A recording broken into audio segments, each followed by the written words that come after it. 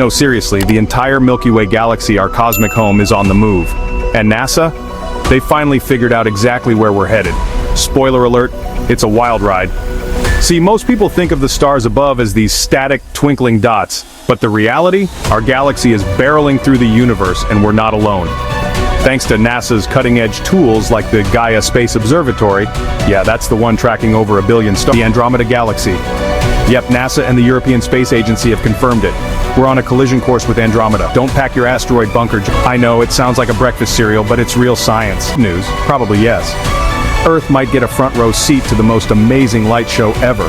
Giant arcs of stars, twisted galaxies, and cosmic fireworks lighting up the night sky. So why does NASA bother tracking this if it's so far off?